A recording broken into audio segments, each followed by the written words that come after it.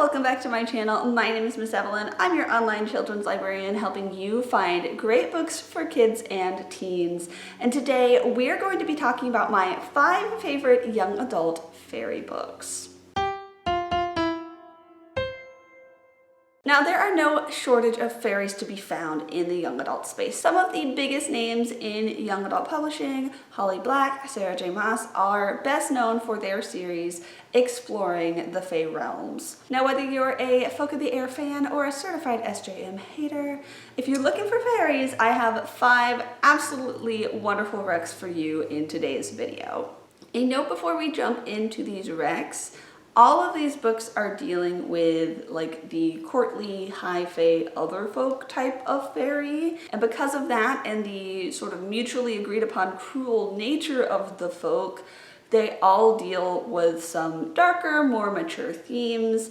If your teen is already reading authors like Holly Black or SJM, then you'd probably be fine if that's something you're okay with. None of these are any more mature than that, but I wouldn't necessarily recommend any of them for the younger end of the YA spectrum, your 13 to like 15-year-olds. I've put the books in this video in order from least to most mature, based on my own opinion and best recollection of the level of violence and sexual content in each one, so you can make the most informed decision about your family's reading choices. First up, we have An Enchantment of Ravens by Margaret Rogerson. Unable to create anything themselves, the fair folk are obsessed with human craft, allowing Isabel to make a living painting portraits in exchange for magical deals. But when she accidentally paints human emotions into the eyes of the Autumn Prince, he drags her back to his kingdom to stand trial for a crime that has put both their lives at risk.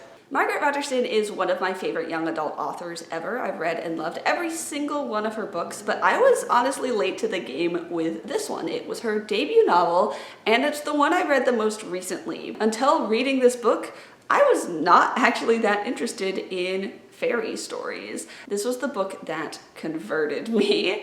One of my favorite things about Rogerson's writing is her ability to describe setting in such a lush and atmospheric way that I feel absolutely transported. So it's no wonder that she was able to whisk me away into the realm of fairy courts. I also found Isabel to be quite a compelling protagonist, talented and passionate about her art, clever enough to support her family by making deals with the notoriously untrustworthy fae. She has very strong ties to the mortal world. She's completely motivated by her love for and loyalty to her family, and her greatest fear is being taken away from them because of her talent. And yet she cannot help but be drawn to this fairy prince. Next we have Ash by Melinda Lowe. After her father dies, leaving her in the care of a cruel stepmother, Ash finds solace in the fairy stories of her childhood. Then she meets the mysterious fairy She, who uses his powers to make all her wishes come true. But magic may come at a cost in this dark sapphic reimagining of Cinderella. To me, this is the OG young adult fairy book. It was published a full 6 years before A Court of Thorns and Roses. Lowe subverts Charles Perrault's familiar version of the Cinderella tale, replacing the benevolent fairy godmother figure with a classic trickster fae, and it is just so brilliant. Next we have The Wild Huntress by Emily Lloyd Jones. Every 5 years, 2 kingdoms, one human, one fae, take part in a mysterious wild hunt.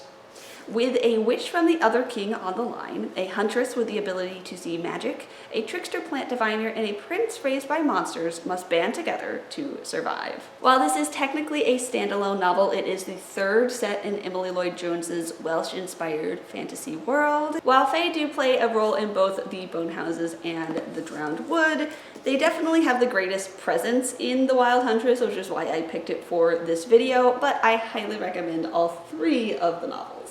Next we have That Selfsame Metal by Brittany N. Williams.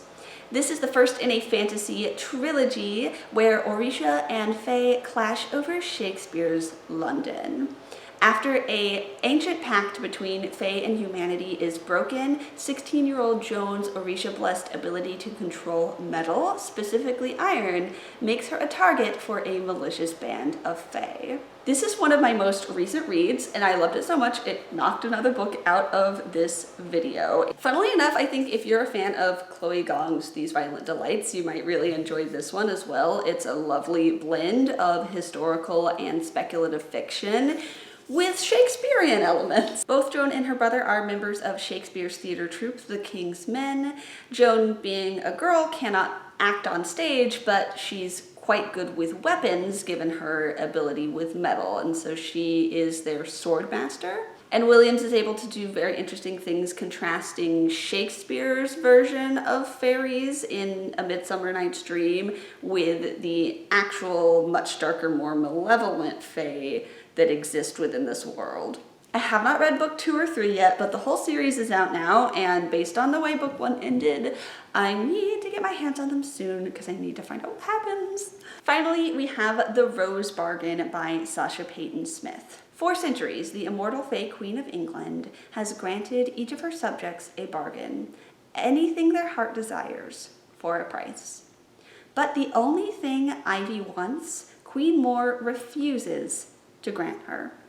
When the Queen announces a competition for the hand of her son, Prince Bram, Ivy sees an opportunity to restore her family's reputation and save her sister from a bargain that haunts her. This is another historical fantasy series opener, although I'm not certain how many books are planned. It's the only one that's been released so far. I love a competition book when done well, and this one does actually a pretty great job at balancing the competition as plot device with everything else that's going on in the story. I love a competition plot when it's done well, and I think that Sasha Peyton Smith did a great job of balancing the competition with everything else that's going on in the story. There's the mystery of what happened to Ivy's sister. There's the love triangle that's developing. There's all the other girls, their bargains, what they asked for, what they gave up, and why. But I never felt like we forgot we were competing. The competition is what drives the plot of this book forward, while everything else sets up the larger arc for the whole series beautifully. So there you have it. Those are my 5 favorite young adult fairy books.